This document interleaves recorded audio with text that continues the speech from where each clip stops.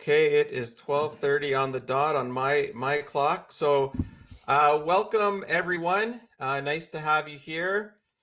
Keep sending in the comments to let us know where you're from and how you're doing. I am very honored today to have Dr. Randal Collins on, President and CEO of the All Hazards Incident Management Teams Association. Dr. Collins, he started his adult career as a Marine and has led combat as a police officer in emergency management, and has previously been a scout sniper platoon sergeant with the U.S. Marine Corps, K-9 officer, deputy director of operations and preparedness for the Indianapolis Marin County Emergency Management Division, Indiana Incident Management Assistance Team Incident Commander, National Director of Animal Rescue for American Humane, and currently, as I said, President and CEO of the All Hazards Incident Management Teams Association. And in these positions, Dr. Collins has led teams responding to some of the country's worst disasters. He has experience leading at the tactical, operational, and strategic level. And in sports, Randal has also demonstrated leadership as an individual, as a teammate, and as a coach. So welcome, Dr. Randal Collins. Thanks, Brad. Thanks for having me on. And you're going to have to drop the doctor and just call me Randy, please. Okay, I will just call you Randy. Thank you for that. So, All Hazards Incident Management Teams Association, why don't you introduce us to it and give us an idea of the role of the association and just a little bit of the history even. Sure. And would first like to thank you for the opportunity for being on the show. And it looks like from the comments, we have a lot of folks here from California on. So excited that they're on, and excited to share the word about the All Hazards Incident Management Team Association. It's an association that is fairly new. We were born in 2010. Basically, our history is there were certain all hazard incident management team conferences that started in 2008, and the results of those conferences led to a desire of the attendees wanting to organize a little bit. And so we created, so our articles of incorporation were established in 2010, in December of 2010 in Denver, Colorado, and that's where we call home. That's where our headquarters are. And then since then, we've been growing and really excited about the various things that we're doing with regards to establishing standards for all hazard incident management teams, and being a part of the discussion, the national discussion of how incident management teams should be used, what those standards should be, and influencing national doctrine, as well as really just inspiring excellence in incident management and encouraging jurisdictions to use those incident management teams and use those advanced concepts of the incident command system so that jurisdictions can benefit from organizing their disasters. Okay, great. And so what is your membership like in the States right now, where you originated? It fluctuates based on, because basically your anniversary date of when you signed up is when we may drop a person or add people or whatever, but we hover around 450 to 500 members. Okay. And certainly encourage as many people to join up. We make it very easy to become a member. You can do so at our website, ahimta.org, and it's only $50. We try to keep that membership fee down as much as we can. Yeah, that's actually $50 a year. A year. Mm-hmm. Wow. And on top of that, you come to our annual conference, and you get typically, conference fees are change every year, but typically you're going to get about $75 off the fee to come to the conference. So you're really making $25 there. So. Yeah, I noticed on your site you guys put up that the 2020 conference has been delayed, unfortunately. Yeah, sorry to hear that. Yeah, we're in a COVID time, and that was really a tough call for the board of directors. Unfortunately, our board of directors are representative of all across the U.S., and we have one at-large member. And just surveying the directors and the impacts of COVID on their jurisdictions and the areas that they represent. For example, I work here in El Segundo, California, and we are very dependent on travelers and tenant occupancy tax out of our hotels as our revenue for our government. And nobody's flying, nobody's staying in hotels, and so no revenue to send people to conferences. So that's just one example. And so unfortunately, it was our 10-year anniversary, 10-year birthday in Denver, and we were really looking forward to that, but have since decided to postpone. And then we really didn't like our December time slot, where we've really been having all of our conferences for the past several years, and wanted to shift to a February. So we had already made the decision to not have one in 2021 and just delay it by 3 months to go to February in 2022. So now, unfortunately, our next symposium will be in 2022 in Denver. Okay.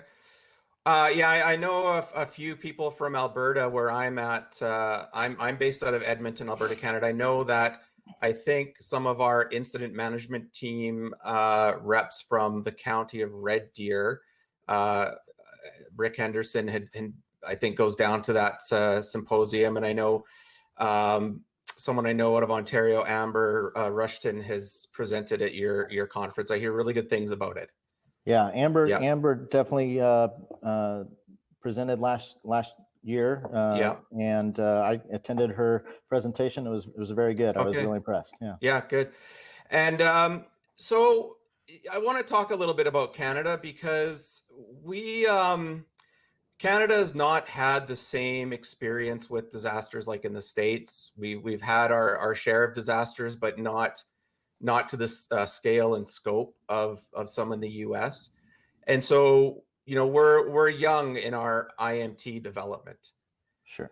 And I know specifically in Alberta, the Alberta Emergency Management Agency started a grant for IMT development a couple years ago now. And they were following some of the ICS Incident Command System standards in terms of training, and they had developed some of their own training. I'm not sure if they ever approached AHIMTA for guidance in a standard. I don't think they have. I'll hazard a guess and say that if anybody out there knows for sure, but I'm pretty sure when I was with them, they hadn't. And I would have thought that your group would have been one of the first groups they would have reached out to kind of get some guidance on developing at least type 3 teams, because we don't have the experience here. We just haven't had exposure to those events.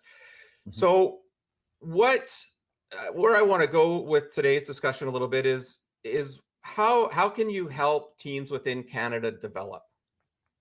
Knowing that you're in the US, we're up here, it's slightly different systems. We have our own take on ICS a little bit, but just our federal laws, provincial laws might be a little bit different.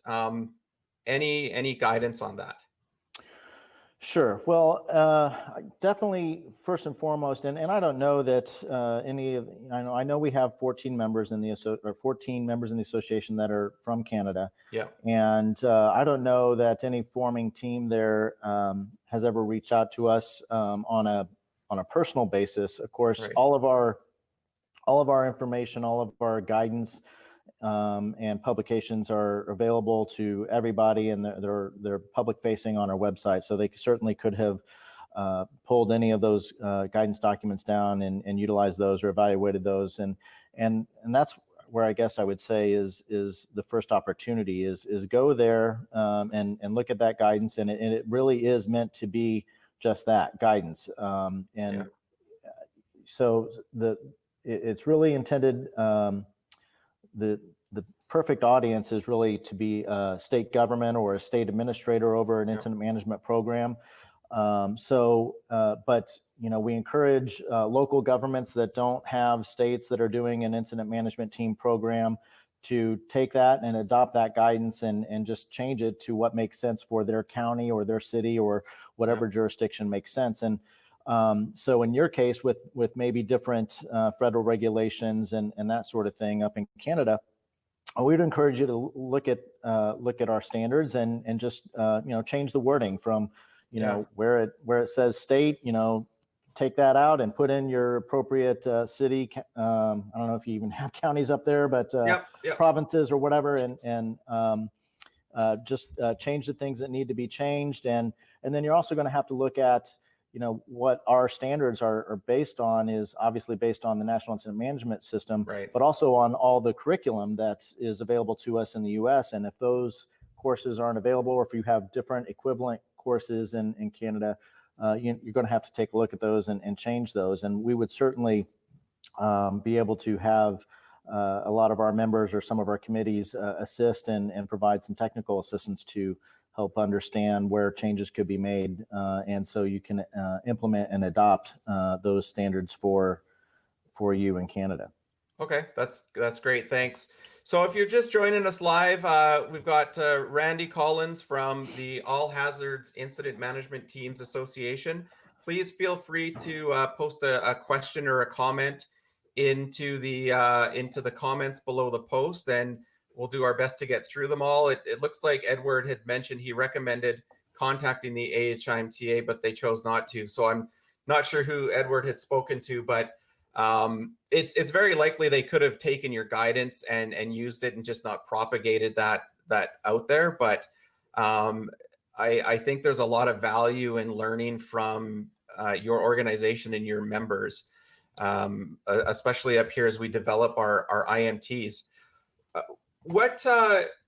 And I know you talked earlier when we spoke about expanding into other countries and just how purposeful and do you have a timeline for sort of reaching out and wanting to draw in a larger membership? Sure. Well, we're always looking to expand and always wanting to grow our membership, obviously. And the stronger our membership is, the stronger we are as an association. So that's natural for us. We've had some very committed Australians that have been a part of our organization for a long time now, and even brought them in last conference and talked to them about seeing if there's any interest in developing an Australian chapter there. And that's something that we continue to have an open door about, and would certainly encourage more discussions there. They got a little busy there last year. Yeah, so absolutely. But we definitely love hearing from our international members. One of the more recent things that we found is a new member from Chile. And one of the great things our public information officer has been doing here during COVID is asking all the incident management teams to send us a little report about what they're doing in response to COVID, and give us a little status update. And we've been rebroadcasting that on our social media platforms, and then he's creating a graphic of every team that sends in a little bit of a report with their logo. And so we're up to, I think, 30 now, maybe more, but one as far away as Chile. So we're really excited to see incident management teams being implemented not only in the United States but across the globe. And we've definitely had conversations with other members from South Africa as well.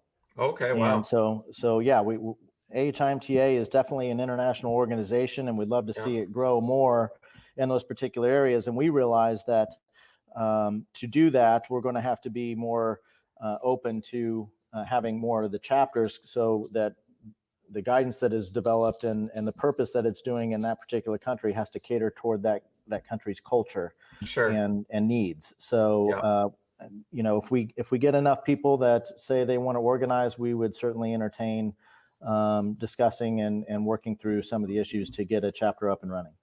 Okay, that's fantastic. And we'll get into that. Yeah, Joanne, thanks for the comment. We have ICS courses in Canada. Incident command system is not legislated at our federal level. Alberta recently, actually just in January, was the first province or territory in the country to legislate ICS as the command and control coordination system of choice. And so I know in this province, it's helped, I think, communities and counties make that case for training. And yeah, ICS Canada provides our standards. Unfortunately, right now, our ICS Canada committee is in flux because our federal government, once COVID hit, sort of pulled back on some grants. And so our ICS Canada group right now is actually in discussion around governance and where they're going to go next. So I think if in the Canadian side, if ICS Canada can achieve a level of governance that is sustainable and well-funded over the long term, there's going to be a bit more horsepower at that level to sort of help with the IMT standard development, which I think is going to be important. And so, okay, so Edward went to Alberta Task Force 1. I wonder if he's talking about Can Task Force. Okay, so yeah, it's, you know, I think because we're young with IMT development in Canada, we don't have that governance piece is missing. So everyone kind of creates their own small pockets of who's doing what. And it's been a tough slog, but I think that we're going to, you know, hopefully get some consistent funding up here, which would lead to more people connecting in with you, getting support from your committees and membership. What's the protocol to get in touch with you for support right now?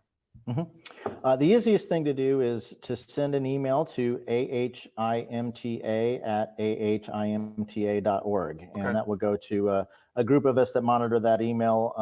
And our at-large board of director is typically the representative for international members. Okay. So we kind of default that to them versus all the other board of directors have a identified region. It actually matches up with the FEMA regions across the country. So the at-large member covers down on international, but depending on what the topic is on the email or what the subject matter is, we'll evaluate that and get the right person involved, whether it's a board of director or not, just to get you the answer that you need. Maybe it's a question about standards or something like that. We might kick that to an appropriate person on our incident qualifications committee. And so it really just depends on what the subject is, but that email address is probably the 100% best way to get a question to us or seek out further information. Okay.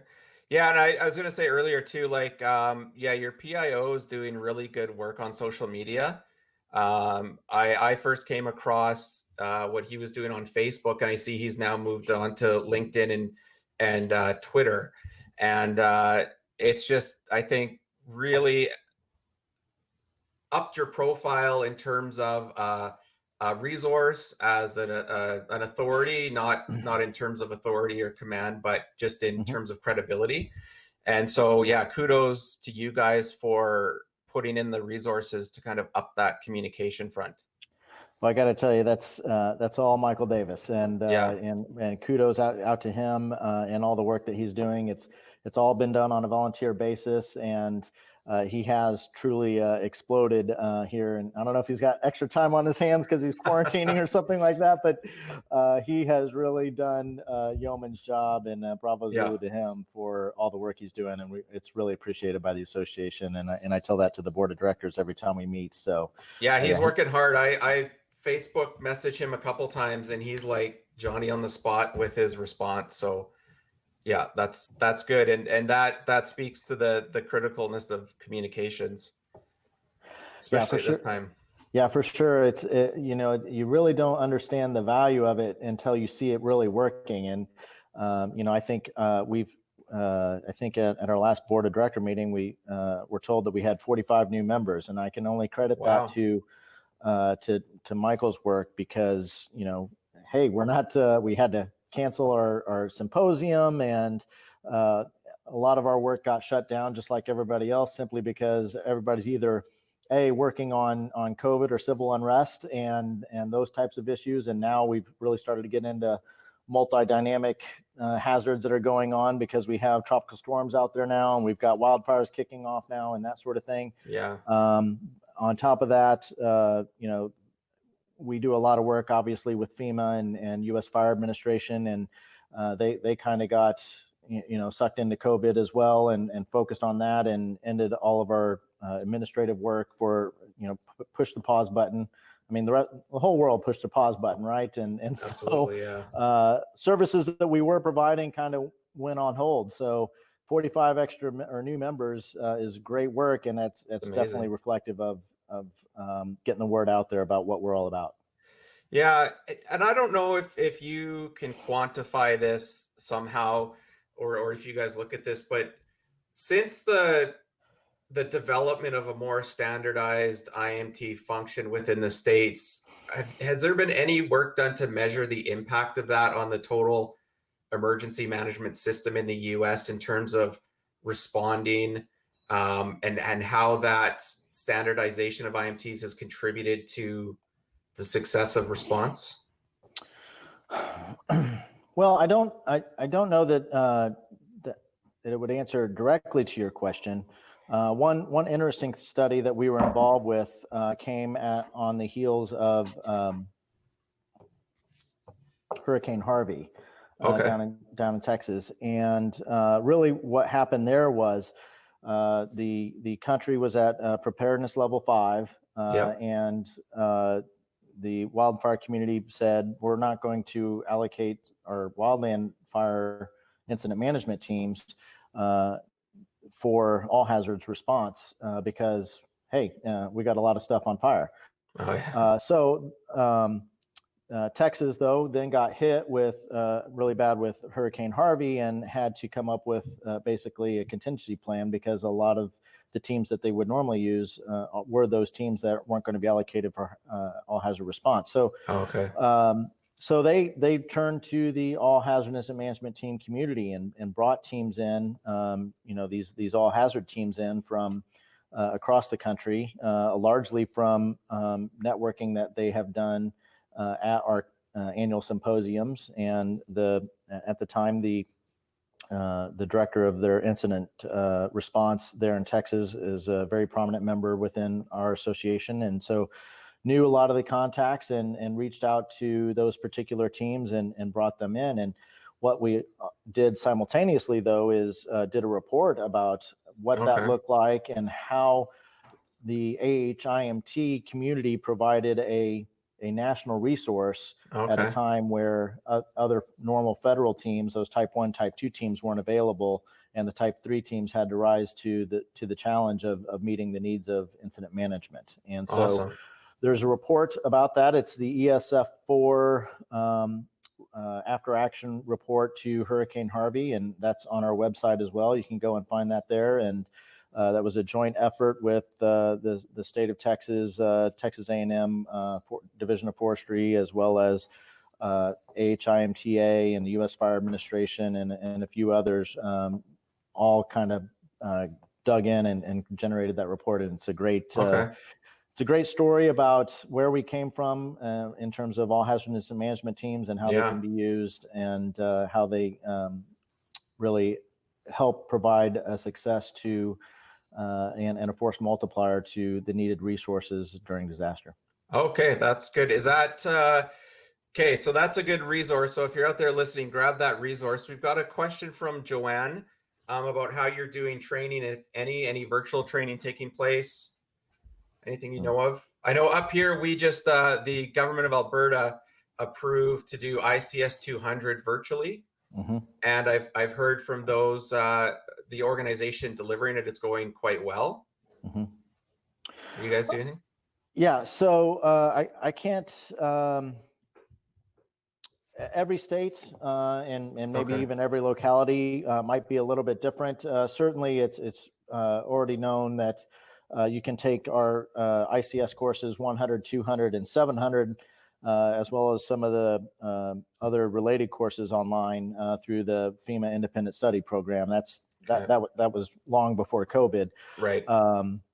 As far as the position-specific courses or team courses and that sort of thing going virtual, I've not seen that done yet. I think there's been a lot of discussions and trying to figure that out. I have seen some classes still trying to happen, although everyone I've seen either is occurring, but they're really low in students, so they can maintain social distancing in the classroom, or they're depending on the state, like California, we're going through another spike, or maybe it's just a continuation of the first spike, but and so we're canceling a lot of different things, or people just aren't even focused on trying to get the courses out. So unfortunately, I haven't seen a lot of the advanced training that is usually in the seat training transitioning to virtual. I think that would be really difficult, although the technology is close, because some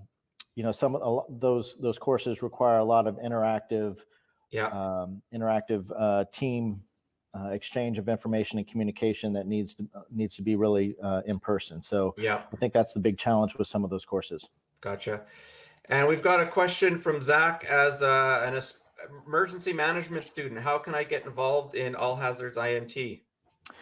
Yeah, Zach, I don't know where you're at. That might change my answer a little bit, but I'll try to give you a generic answer for you. And it's really finding where a local team is, and finding the point of contact there. It might be the incident commander, it might be a liaison officer, it might be a team administrator, or somebody that's overseeing a program. And then just approaching them about how you can get involved. In the interim, though, I would also encourage you to really focus on your training. Okay, you're at San Diego State. Excellent. Yeah. So San Diego has an excellent all hazard incident management team program. If you want to message me offline, I'll try to connect you to them. You can send an email to me directly, Zach, at rcollins@ahimta.org, or go to the website and you can find me there, and my contact information is there. But I can connect you with the San Diego team, but they're certainly going to tell you that you're going to want to up your training. And if you haven't done 100, 200, 700, 800, or if you can get into some of the San Diego Urban Area Security Initiative courses, that is 300 and 400, and even some position specific training.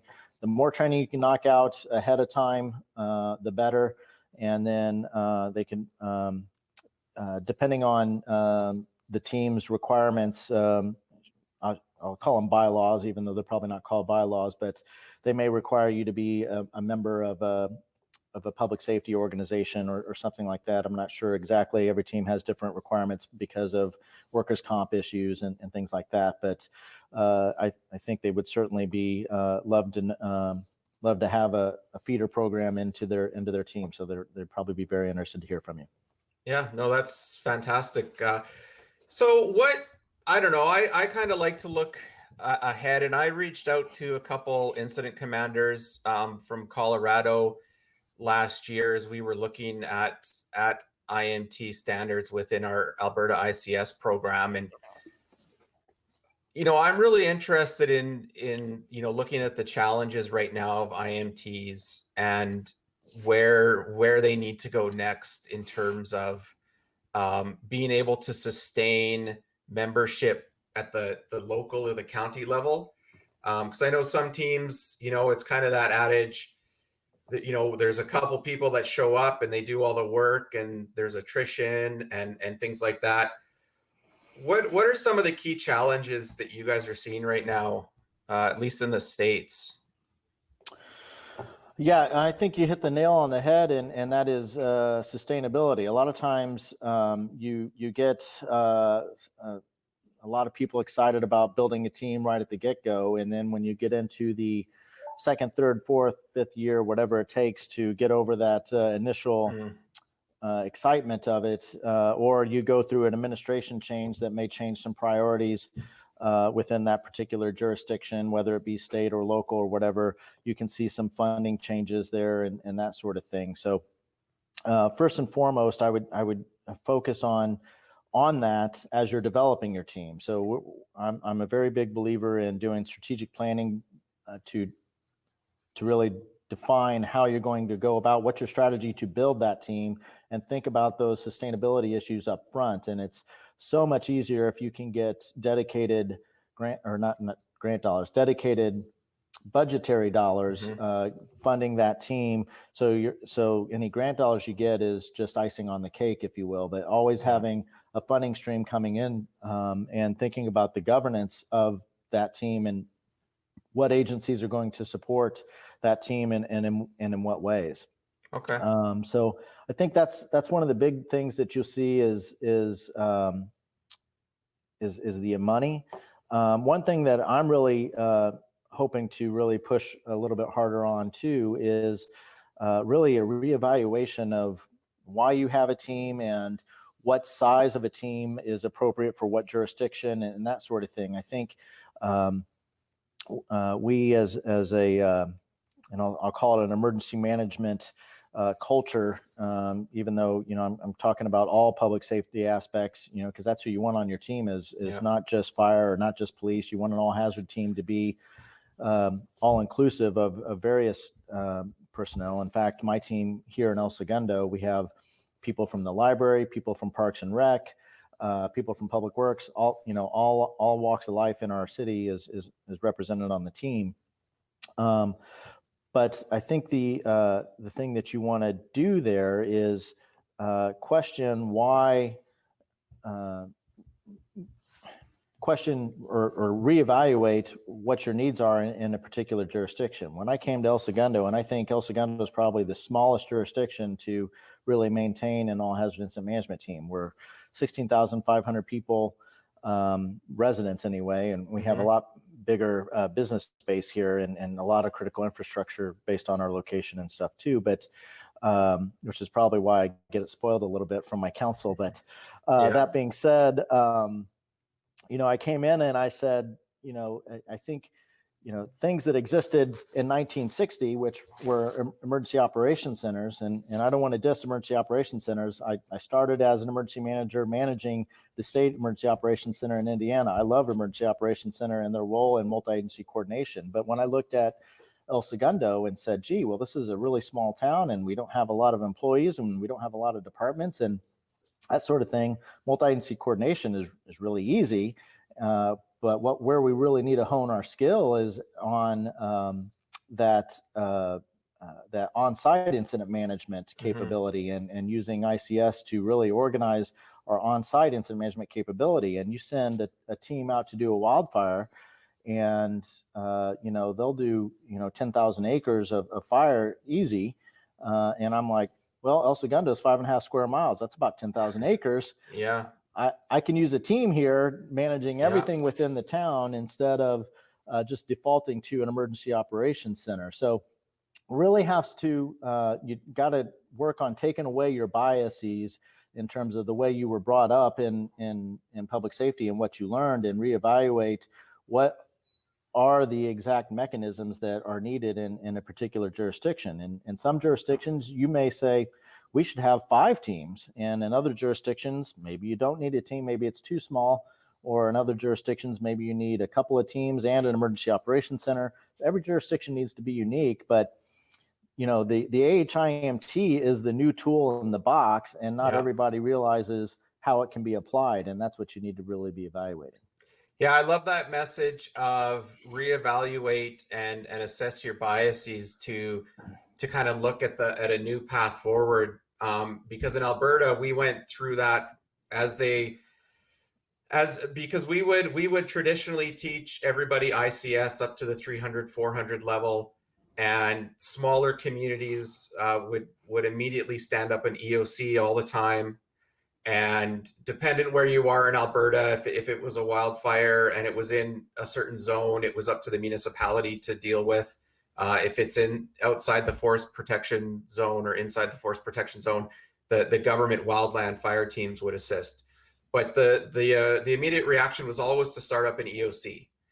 And so I think going through the development of IMTs, the team delivering the program realized that there needs to be more done to bolster the on-site incident command post, and then evaluate how does the incident command post transition into having an EOC as support.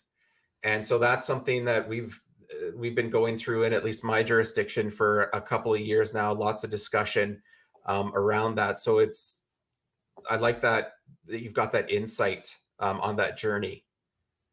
Yeah, I think an emergency manager is certainly needs to be a change agent. And Yeah. I see that a lot in a lot of I follow a lot of Thomas Drabek studies, and he's a big believer of emergency managers being a change agent. And certainly I found in my experience in public safety, there's two things that public safety agencies don't like: the way things are and change. So you're kind of caught in a catch-22 there.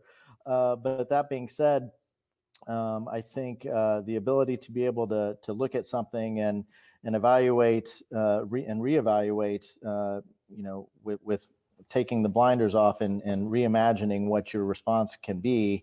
And if you have an EOC, again, I'm completely pro emergency operations centers. But if things are messed up at that tactical level and the incident is operating at that tactical level, you want things organized there so your EOC can better support it. And, right. I found that once in one of our responses where we just implemented incident management teams in the jurisdiction I was with. And then all of a sudden we had really good strategy and tactics happening and started asking for very specific resources from the Emergency Operations Center. Well, what we always told people before was just tell us what the mission is and we'll figure out what the resource is. And we started sending up very specific resource requests. They were saying, why are you doing that? And I said, well, because we have an operations section chief that knows what they're doing and they know their particular strategy and tactics. And if you can't provide that particular resource, we need to reevaluate our strategy and tactics. So you just need to fill it or kill it so we can adjust it as appropriate. And so it was a little bit of an adjustment there, but I think it really helped to streamline resource management once you make that change, and it really helps the on-site incident management work better. Yeah, that speaks to that flexibility, right? That's needed. So I don't know if there's a number out there, but if an organization or a jurisdiction is thinking about setting up a team, and let's say they need one solid team just to get started, like say from where you are in California with your, like what does it cost? Where should a group start in terms of funding to develop a team and get their members through the training? Say, I know people come in at different times with different training, different levels, but is there a baseline cost? Oh, I wish I knew that question was coming. Yeah. I would have looked up some of the stuff I did here starting 3 years ago with El Segundo. And certainly, again, I've been a little bit spoiled and know that I have, and I'm very grateful to our leadership here. But they have given me the money to really bring in contractors to provide the position-specific training that we need, and that can be pretty costly. And even the courses that we weren't able to bring in, they gave me the money to send people to courses wherever they may be given throughout the country. And some of those courses cost money. Some of those courses are offered by FEMA and are free to attend and that sort of thing. So we wanted, when I started this project 3 years ago here in El Segundo, we wanted to be very aggressive about it. And so I was given the resources to do that. But you certainly can have a longer strategic plan based on limitations that you have because of funding or whatever the case may be, where you can take advantage of the free training that's out there.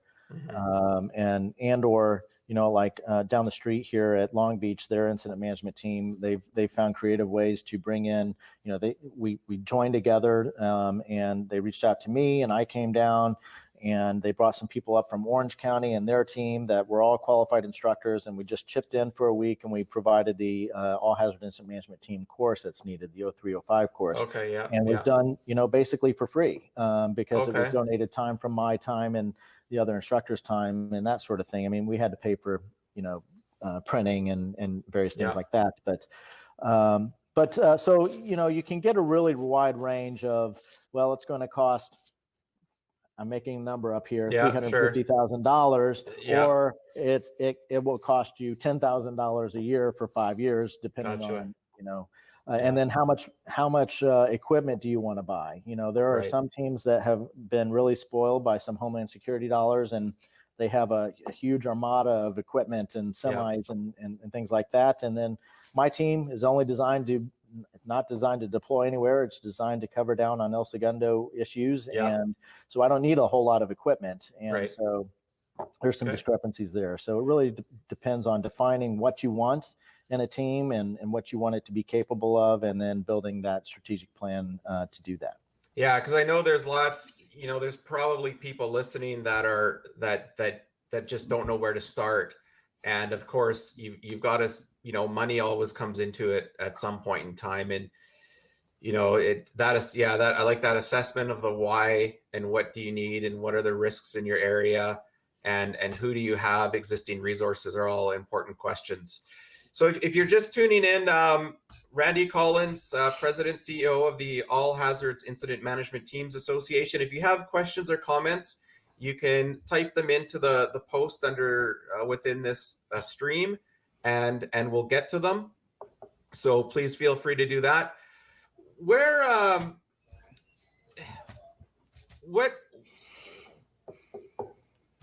And I'm going to try and kind of, I don't want to get in trouble in Canada here, because we've got a lot of great people working on some very good stuff around IMT development. But again, as a country, we're just not coordinated enough, and that governance piece is causing an issue. What has worked in the States in terms of developing that coordinated system? Was it having the support of FEMA at national level, or was it more of a grassroots development?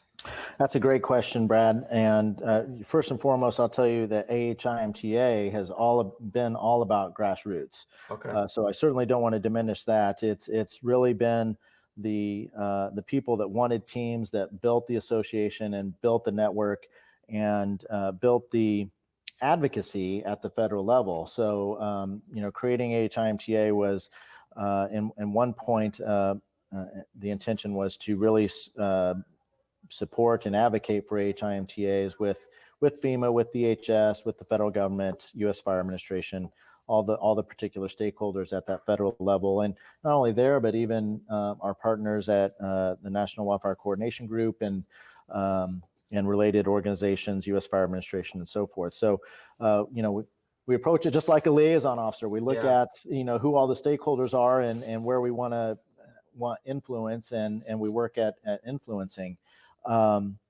So that being said, I think, we certainly are a grassroots organization, but at the same time, our first intention was really to advocate and to really try to get the federal government to generate some of the things that had been in the works that we had knew were in the works based on the fallout after 9/11. And and so that was one thing that we had in our advantage, was that unity of effort that 9/11 created, and with the evolution of Homeland Security and the directives there. Mm-hmm. So that certainly helped, but then it seemed to stall out there for a little bit, and we got a little frustrated. But at the same time, our take and our approach has always been partnership with FEMA. We never took an adversarial role with the federal government or FEMA. It was always, what can we do to help? And that was our strategy from an advocacy standpoint, and it's really worked well for us through the good times and bad. So I think that might be a strategy that could help in terms of, we know that the federal government is limited. We've organized a group here that can help and can provide, some labor, can provide the guidance, can provide anything that you need to really get this thing off the ground. We just need you guys to bless it at your federal level.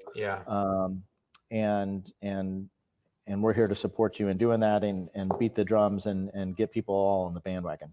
Yeah, that's great to hear, because our federal government has been very on and off in terms of the function of emergency management and the function of ICS. They haven't, they've supported us through grants that have been really, anyone could apply for the grant, and they've been provided. We get some support from our the provinces and territories across Canada, quite a bit of in-kind support in terms of staffing and just that grassroots community of wanting to help out and grow at least ICS in Canada. And I think wherever our national ICS Canada group goes, I think your experience with advocacy at a federal level would be like gold, because and I think that strategic outlook would be gold, because in Canada we've spent a lot of time at the training level. We've spent a lot of time getting teams built and training standards, but we haven't spent much time at a federal level, even a provincial level, in that advocacy part. And I think a little bit has to do with a lot of the community. Some of them are self-employed. Some of them work in communities. They don't want to rock the boat, so it's really hard to speak up and take that advocacy role. But I know there's some people listening today that are retired, and maybe they want to step up in that piece and lead a community grassroots initiative at the federal level, and really, press our ministers and press our politicians to put more funding into ICS and IMT development in Canada. I know that, if you guys have that experience and that guiding light, I know there are people across this country, across Canada right now, that would be well suited to lead that with your support.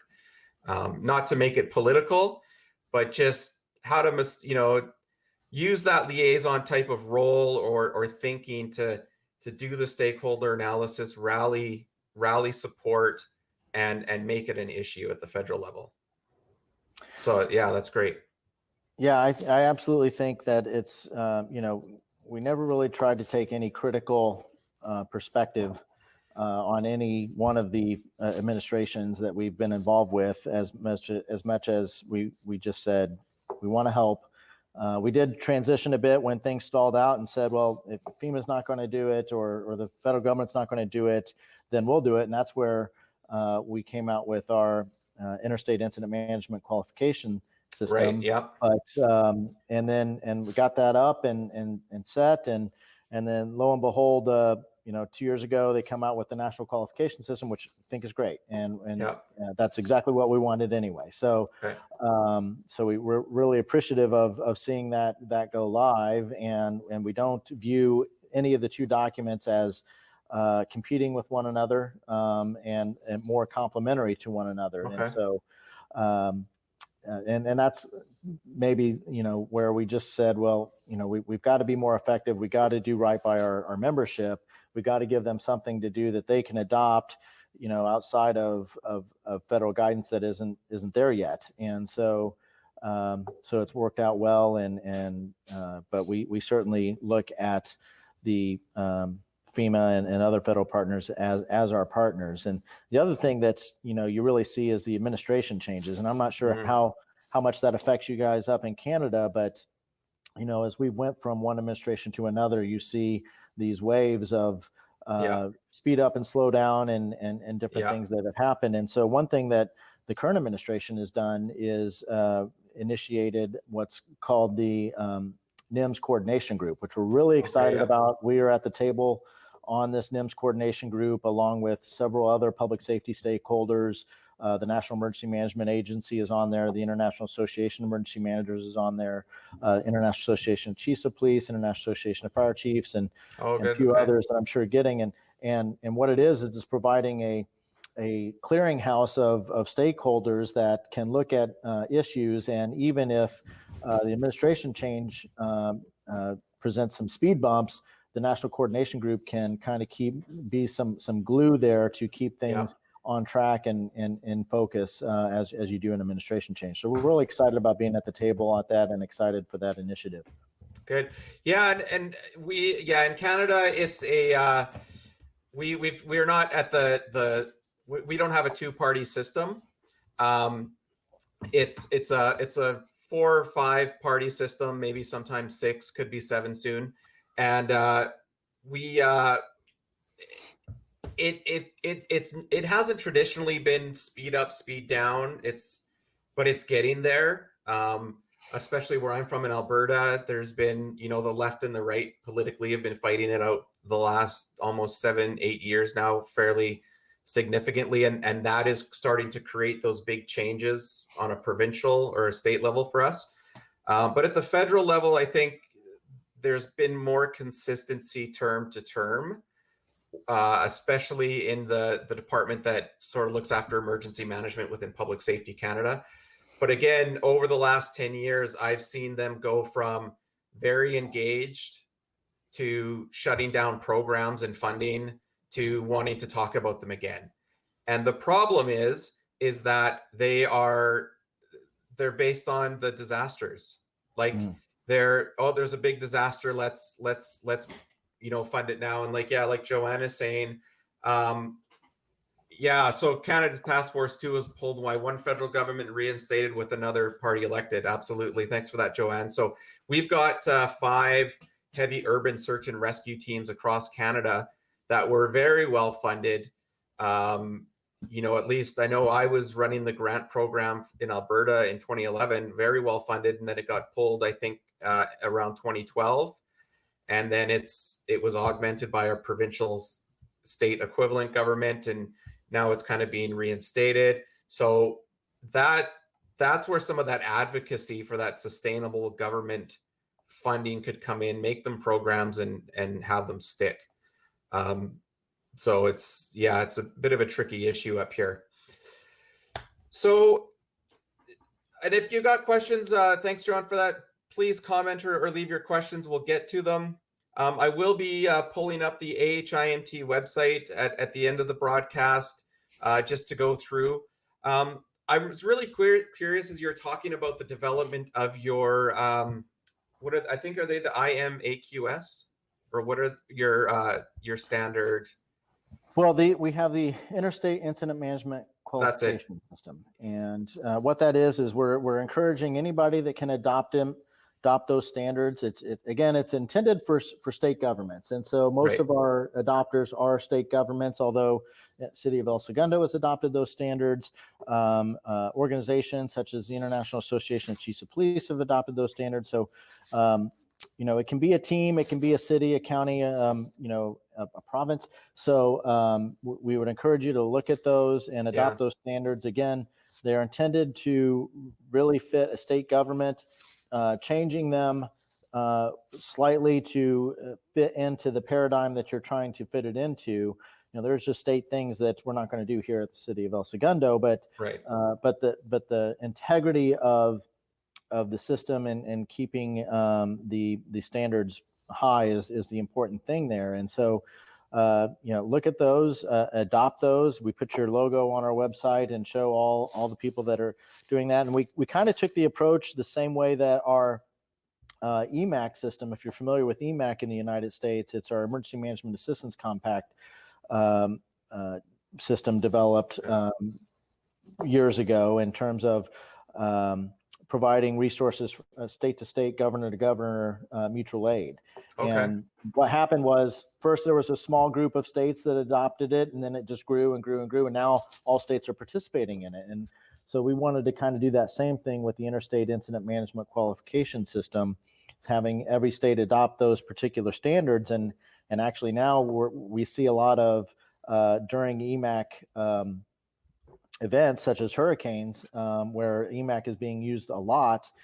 For instance, out of Florida and some of the last hurricanes they've had, they required that any incident management team that is going to respond to that request, it has to be an IIMQS or Interstate Incident Management Qualification System approved team. So so we're really trying to leverage that by voluntary compliance and adoption of that system.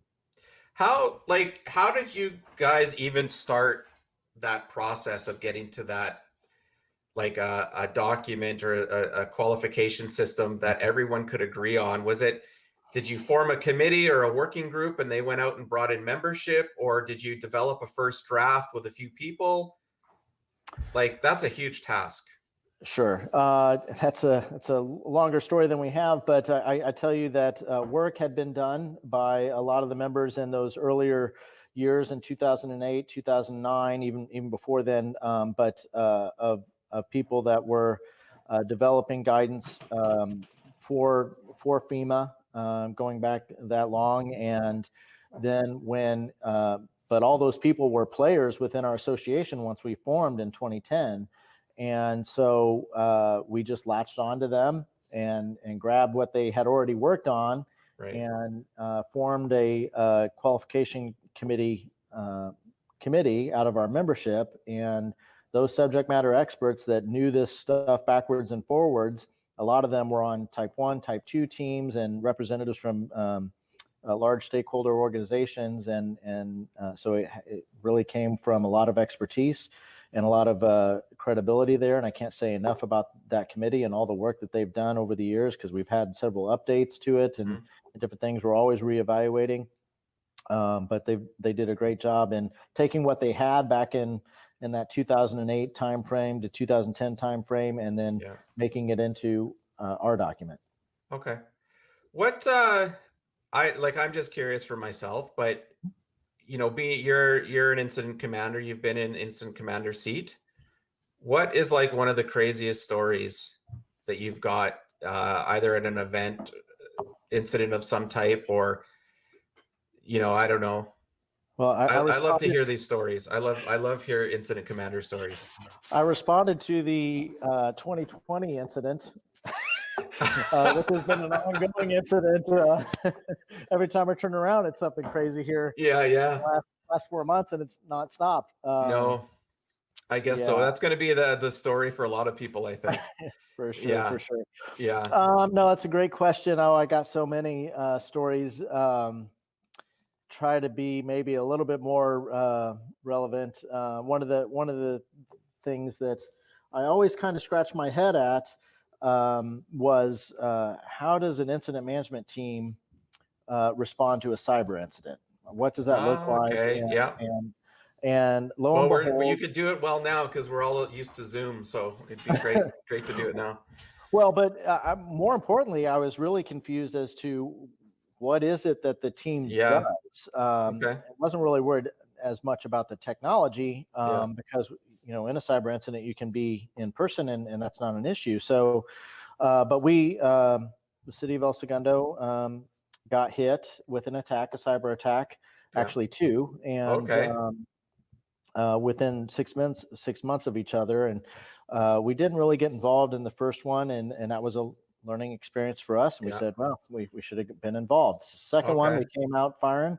And the lessons learned there was, we were, as with many incidents, you make it up sometimes as you go along, but the organization that was basically, we couldn't communicate throughout city government because everything, we really relied heavily on the network, obviously, and email and different things like that. So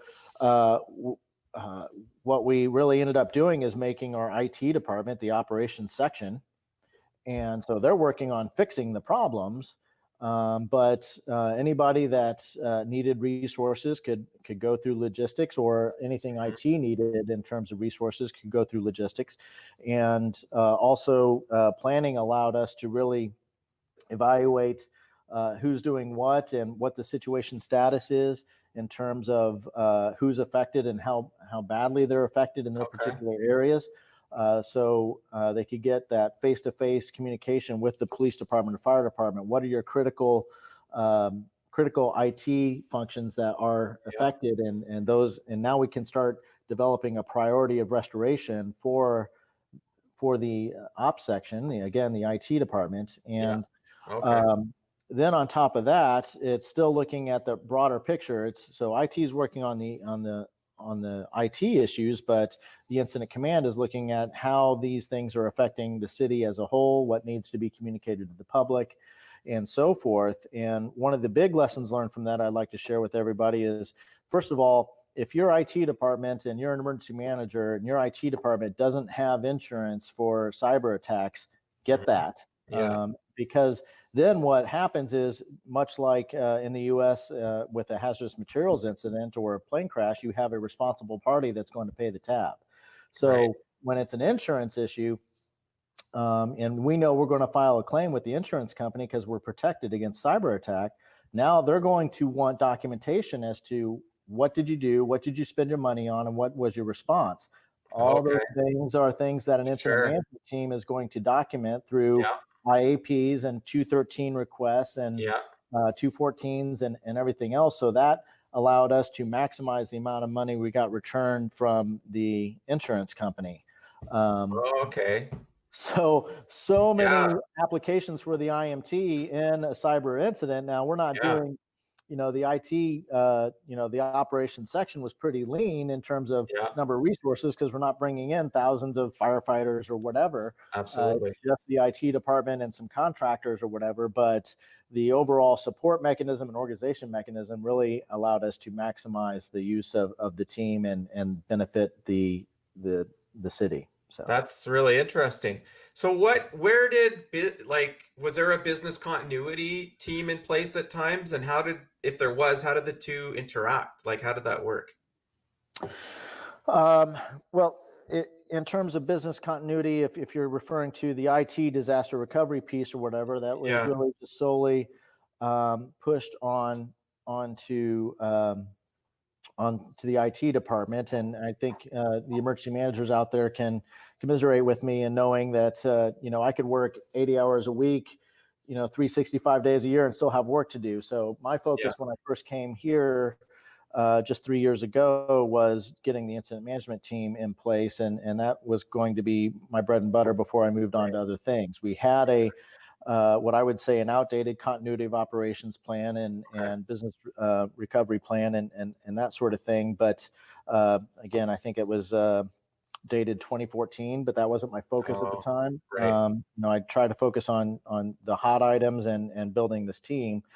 But those things were really pushed off on IT in terms of that. But the great thing about the incident management team is it can bring those things together and work Yeah. through some of those issues and help coordinate across efforts and provide that unity of effort. And that's what you see with the all hazard incident management team is they're very flexible. You check your ego at the door. We're just here to facilitate communication, facilitate support and logistics, and deal with the issue and give the people who are fixing the problem the resources that they need and the support that they need. That would be a really good presentation at a conference that I think a lot of people would be very engaged with, is that a question of, how does an IMT stand up and interact in a cyber terrorism, cyber threat, cyber security issue?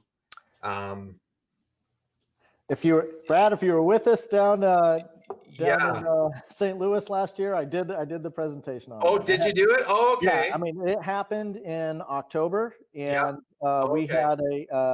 had a cancellation in one of our speakers, so I threw something together really quick and got a lot of great feedback from it. But we do try to, when you're doing these symposiums, it's tough because you want things that are current and relevant, but you're also asking for call for proposals at least 6 months in advance. And so now all of a sudden you're losing incidents that are happening in the 6 months leading up to your symposium. But we were able to get that one on the books and present it, and it was well received. So that would I think there would be a lot of interest in that, especially because it's such a hot topic right now. It's such an unknown for at least in Canada for emergency managers, because traditionally a lot of boots on the ground people, not IT people, and it's a huge concern. I think we've been lucky in Canada; we haven't been targeted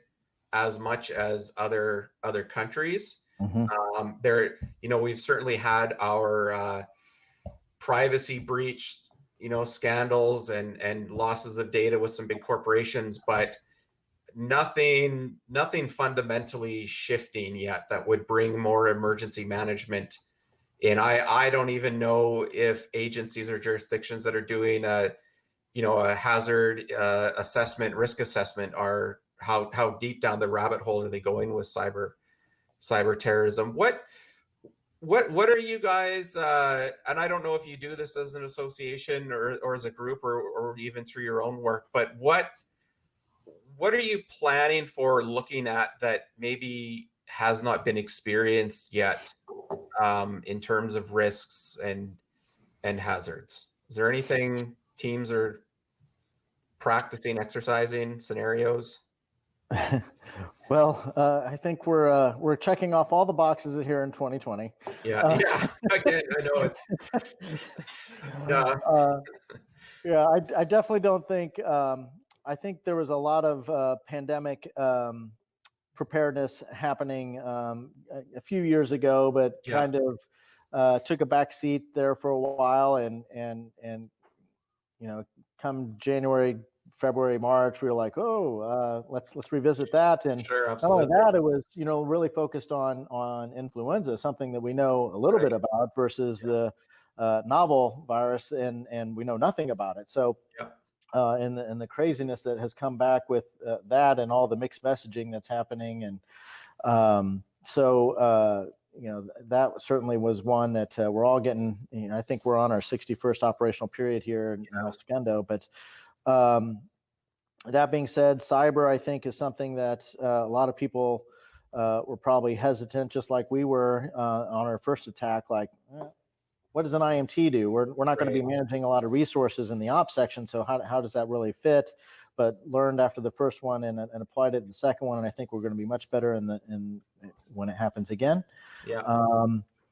But upon reflection, here in 2020 and the chaos that it's been, really trust your emergency management's hazard and vulnerability assessments and risk assessments. Because if I look at ours, I go back and I look at our comprehensive emergency management plan and look at what we said, what are the things that El Segundo can be affected by. And, we said, okay, cyber incident, we said pandemic, we said civil unrest being here in Los Angeles, and there's a few others that we haven't had quite yet, but we're hitting all the ones, right? Absolutely. It's crazy. And so I think that's important. And one of the things that we're doing in the association right now is really trying to market the appeal of an incident management team to the law enforcement community better. There's a lot of good law enforcement organizations that are using incident management teams, and they're doing great things with them, and we want to spread that word, so much so that we're looking at bringing on an at-large specific law enforcement board of director. Okay, that's good. To help sell that side of it. We have some on our team that either have law enforcement background or are current law enforcement officers, but we want somebody specifically representing the law enforcement community. And I think we're seeing that happen for a number of reasons. Number one, you go back to one of the Ferguson after action reports. Actually cite our organization and our standards, and the DOJ came out and said, hey, you should be using an incident management team. You should be using qualifications in these structures and organizing your responses to these civil unrest incidents.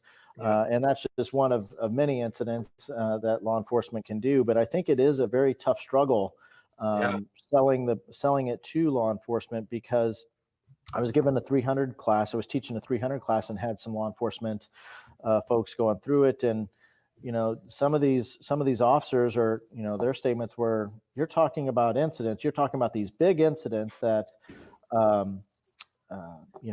maybe a once in a lifetime incident for me and my department.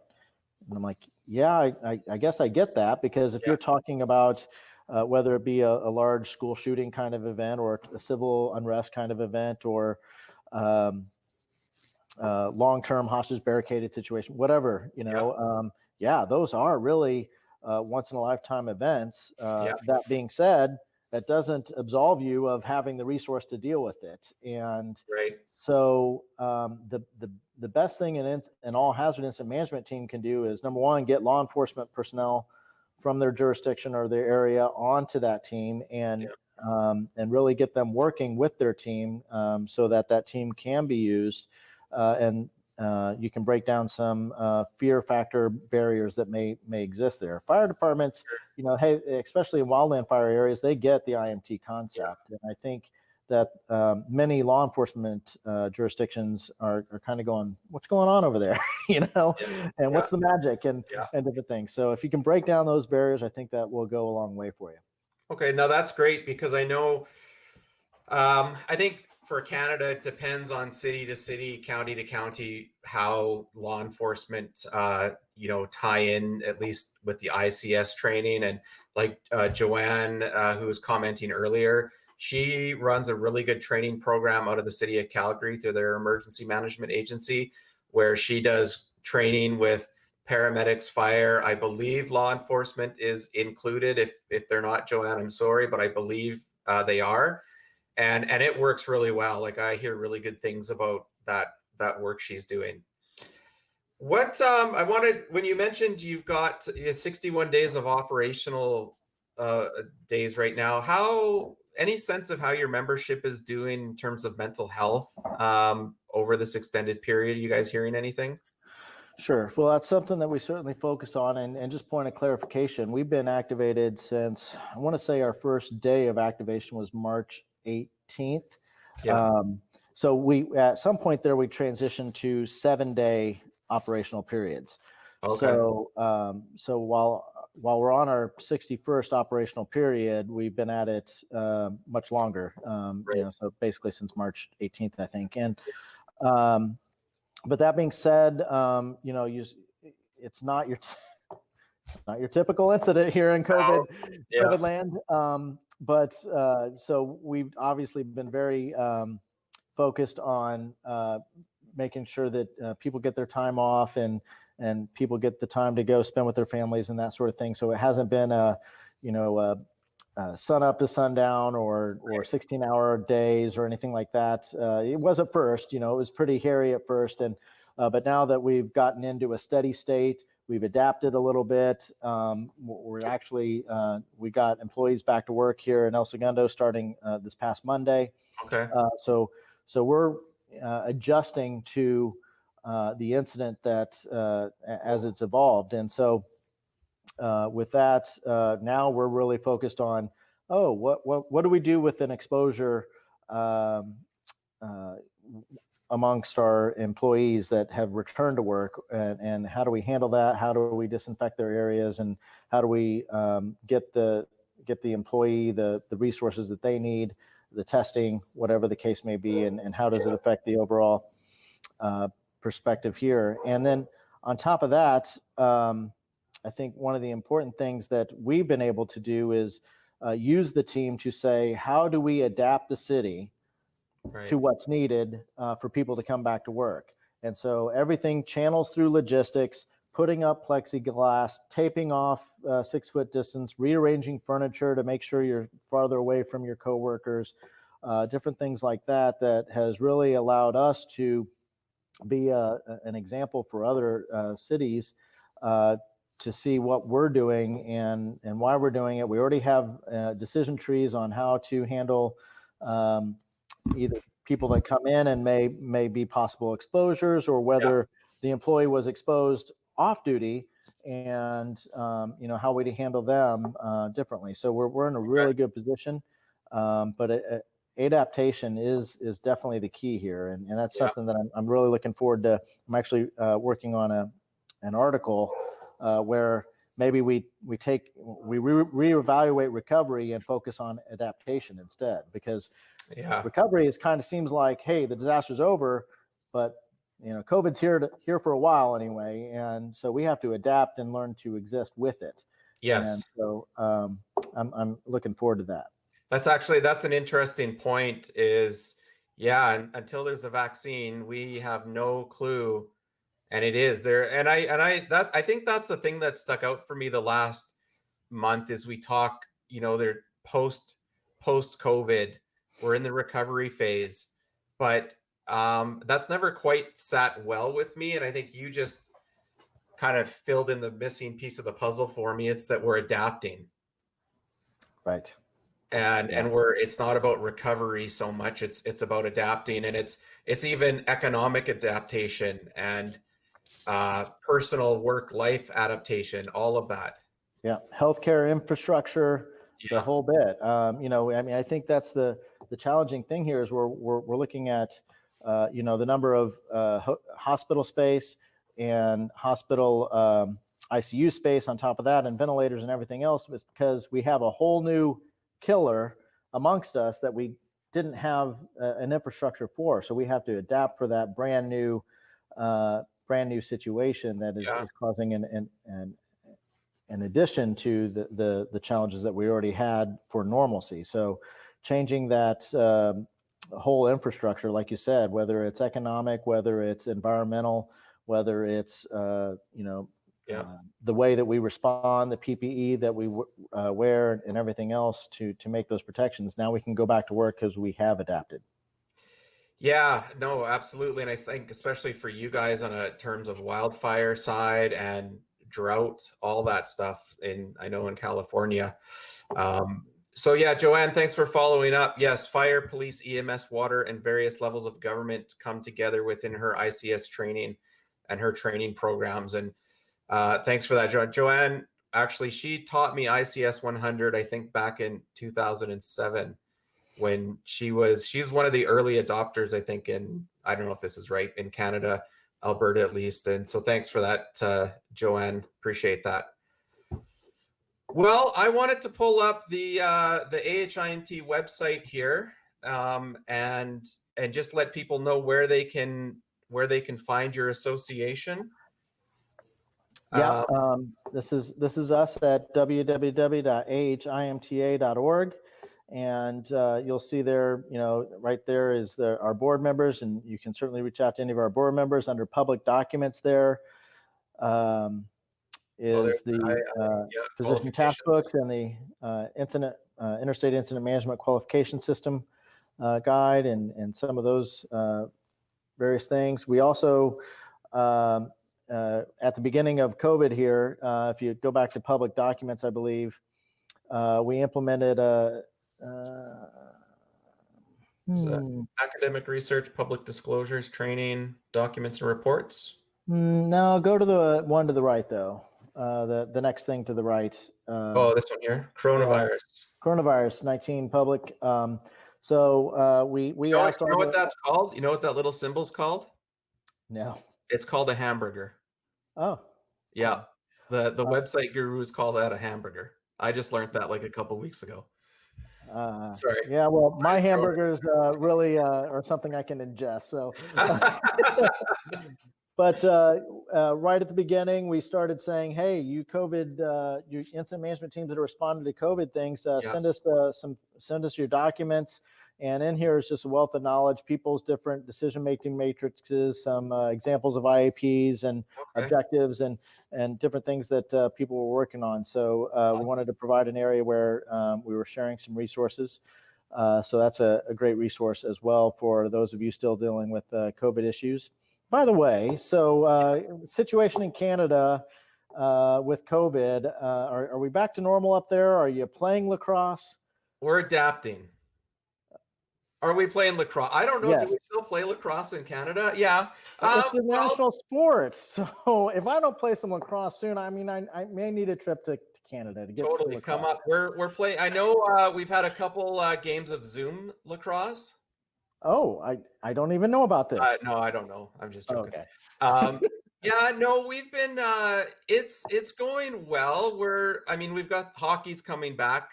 It sounds like actually Edmonton, where I live, is supposedly primed to be one of the hub cities to play the Stanley Cup playoffs. So that'll be nice. I don't know, we've not experienced hockey games this in the summer before here at the NHL level. That's going to be interesting. No, I don't think lacrosse is back in. Maybe some soccer, football's talking. I don't know. It's tough. You're a football guy, I think, or lacrosse. You're No, lacrosse. lacrosse. Yeah, You diehard play lacrosse. lacrosse. What's that? At what level? Well, I just finished playing.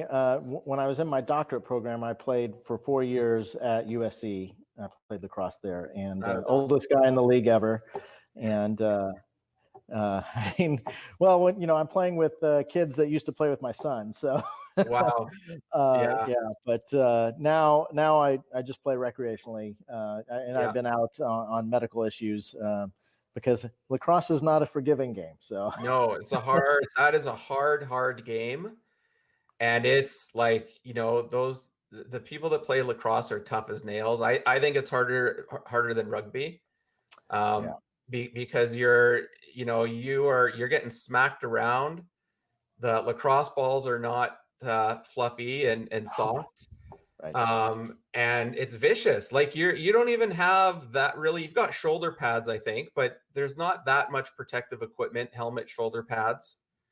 It's a you got to be tough. I'm not tough enough to play lacrosse. I can handle a stick. Like in Canada, right? Lacrosse is one of those sports where it's every period of gym at school. Lacrosse is a sport that they teach you to right, play from grade 1 and up. right, And right. so I think a lot of people in Canada know how to play it. I don't think it gets enough recognition as a tough sport.